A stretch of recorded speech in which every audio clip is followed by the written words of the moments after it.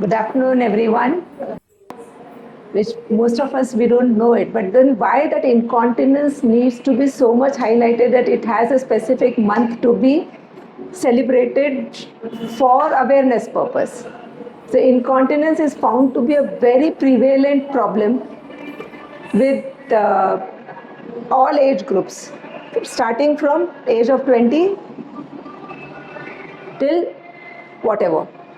Now, even the children at the age of 20 are found to be having issues. Maybe multiple reasons. Number one, the lifestyle. The lifestyle is one of the main reasons to develop incontinence issues in early age group. People are less of mobility.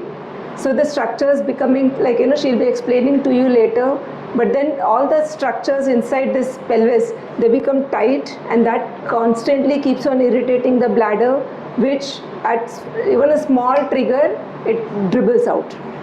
That happens. The other thing is the junk food. The junk food is also adding to the problems related to the urinary bladder. Then it is like, also this problem leads to, it's not only the incontinence issue here, but because the bladder, the uterus, the rectum, everything comes in one after the other line, anything to do with the urinary bladder will definitely be somewhere causing an issue with the uterus, will somewhere be causing an issue with the rectum. So they get connected when it is not the disease of bladder or disease of rectum. It is no disease of rectum or bladder or uterus, but there is a problem existing. It can be the surrounding structures, so they also show changes happening. So that is the reason when we thought of, like, when it was a good occasion, like, okay, we are coinciding with the incontinence month, and this was a topic which most of the times I see patients coming, like, they themselves don't know that this is a problem. That's what is the wonderful part of it. Many a times when the person walks in and that the smell which comes gives the clue that something is not right here. But then, like, when you ask them, but it's so natural for them, they just feel as if it's okay. Age ke saath aata hai, rehta hai, so nothing to be really be concerned about. So they don't really give that importance to it. Even if you ask them to, no, nothing. Then you probe, and then leading questions 1, 2, 3, 4, and then you get to know ki yes. And then we make them realize that no, this is not normal. It happens. So today we are going to talk about incontinence. There are 3 different types of incontinences.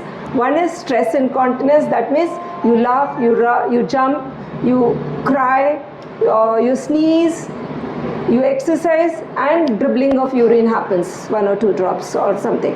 So that is any stress to the bladder which comes and the urine comes out. That's one type of the bladder. The urge incontinence is, there is an urge to pass urine, you are not able to hold it. You have to rush and still something comes out. That's an urge incontinence. Then comes the overflow incontinence, where the urine just keeps getting accumulated. You're postponing to pass the urine for some or the other reason, and then it just comes out. In men, the incontinence reflects in a different way. What is normally seen in men is when they pass urine, after passing the urine, and as the pants are being pulled up, a few drops of urine comes out. That incontinence in men is identified in that manner. When you're pulling the pants up and some drops coming out, that's an incontinence. That will explain why it happens differently in men and differently in women. But these are the incontinence issues which are there, and we are going to talk about it. So Chitra is going to tell you about a basic, what is the anatomy inside, so that you can really correlate as to what we talk further. Yes, Chitra, please. Thank you. I'm going to give you a brief idea about what is pelvic cavity and what is the organs of the pelvic region and muscles around the joint, and what is the importance of these muscles.